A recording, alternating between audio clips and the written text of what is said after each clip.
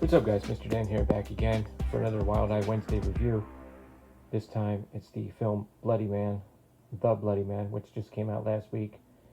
It's available on some streaming platforms. I rented it from YouTube.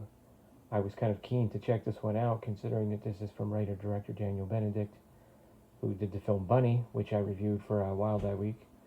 Out of all my Wild Eye reviews, that one has the most views.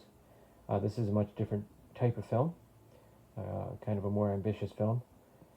And the concept of this was created some years ago, and they raised some money through a Kickstarter.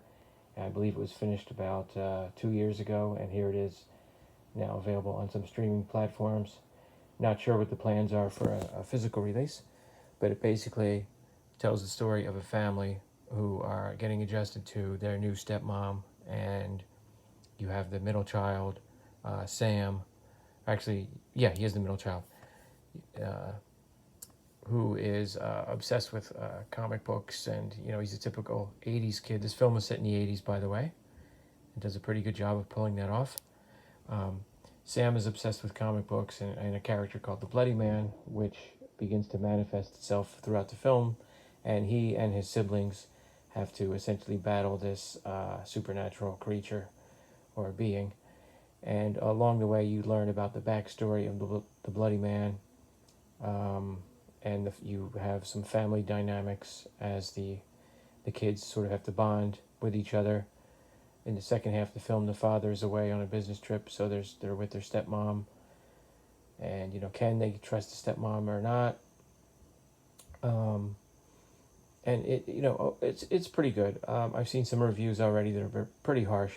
I think a lot of people in this community will be able to appreciate this more than your average sort of horror movie fan. If you're thinking about Nightmare on Elm Street, yeah, it reminds me of that a little bit. It does have two. It stars, as you can see, Tuesday Knight and Lisa Wilcox, who both appeared in Nightmare on Elm Street movies. I believe Tuesday Knight has the more significant role as the stepmom. I hope I got that right. And there's Nightmare on Elm Street posters on the wall. To be honest, in the second half of the film, it also reminded me a little bit of Phantasm as they battle this creature, and we have some detached limbs and things, and other types of special effects that reminded me of that film. And overall, it was entertaining to watch. Now, here's what happened. I watched about an hour of it. I got interrupted.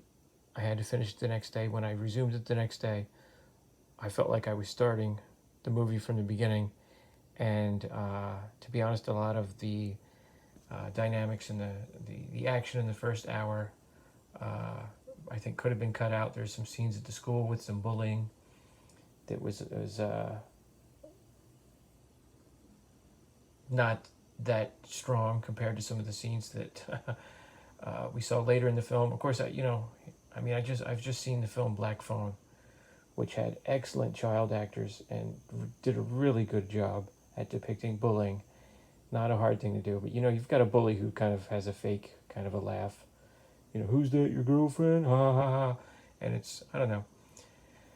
You can see that in the trailer. You'll see what I'm talking about. So that goes on a little long. There's a scene where they go to the principal's office. The principal's like apparently a professional wrestler. He's practicing his routine in the mirror. That's a little bit goofy. I kind of got the idea that a lot of people that supported the film had parts in the movie, and it's the runtime, I think, is a little long. Now it says 2 hours and 13 minutes, which seems rather daunting. It's actually about 2 hours, I'd say. At the end, you'll see the credits start rolling. They thank a lot of people. I mean, there's a lot of people in the credits that have the same last name. Like whole families were helping this movie out, which is kind of cool, actually. And then there's a mid-credit sequence, and then some more credits, and then another brief mid-credit sequence.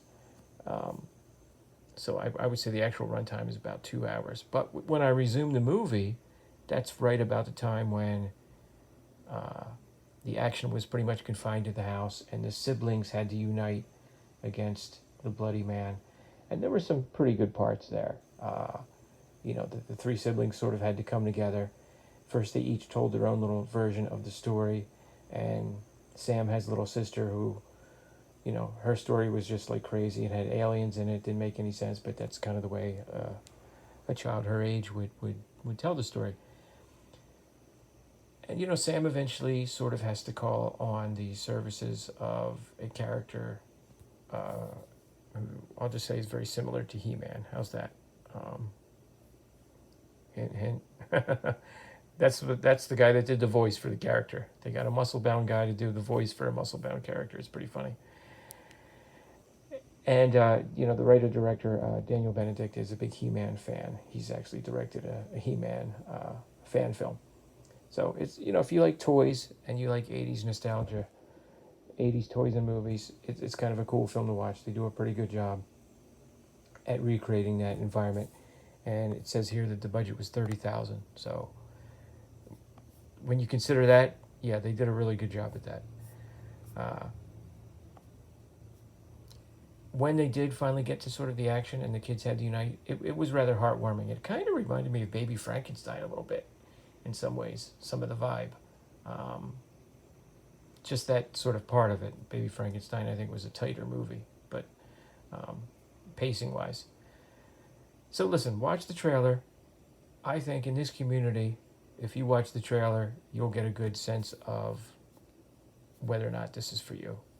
Okay? And, I'm glad I watched it. And, I'm very eager to see what Red Serial Films, that's the sort of the production company, what they can come up with next. All right, guys. Thanks a lot. Check you later.